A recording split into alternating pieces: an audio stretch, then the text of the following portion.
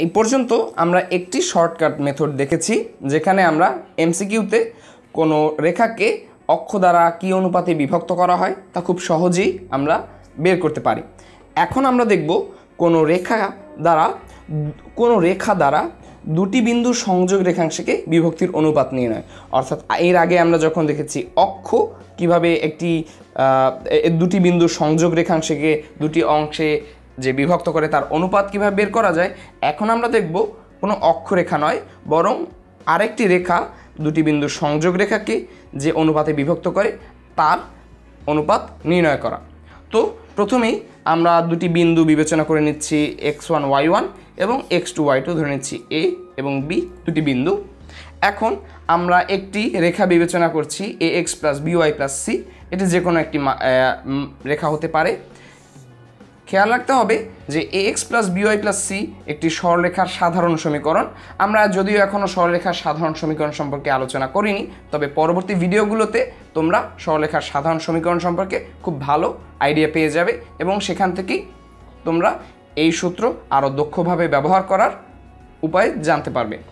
তো এই x1 y1 এবং x2 y2 বিন্দু দুটির সংযোগ রেখাংশকে ax plus by plus c is equal two 0 এই সরলরেখাটি যে অনুপাতে বিভক্ত করে সেটি যদি m1 ইজ টু m2 হয়, তাহলে আমরা উপরে দিয়ে লিখে দিচ্ছি বিভক্তির অনুপাত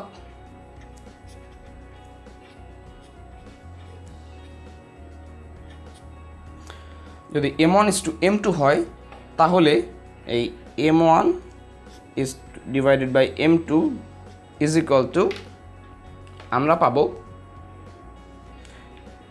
ax1 plus by1 plus c divided by ax2 plus by2 plus c। এখানে আমরা যা করেছি সেটা হচ্ছে এই xy এবং যে xy যে সমীকরণের সরলরেখার সমীকরণে ছিল সেখানে আমরা এই x1 y1 এর মানগুলো বসিয়ে দিয়েছি।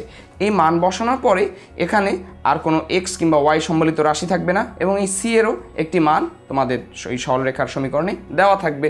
তো সবগুলোই সংখ্যাগত মান হবে এবং এগুলো প্রক্রিয়া করে আমরা যে মান পাবো সেটি হবে এই m1 ডিভাইডেড বাই m2 বা m1 ইজ টু m2 এর পরিমাণ।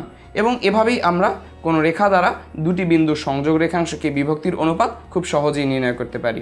তোমাদের যদি এখনও একটু বুঝতে অসুবিধা থেকে থাকে, এর পরবর্তী ভিডিওতে আমরা আলোচনা করব এই শর্টকাটটির একটি প্রয়োগ, তাহলে তোমাদের কাছে বিষয়টি আরও পরিষ্কার হয়ে যাবে।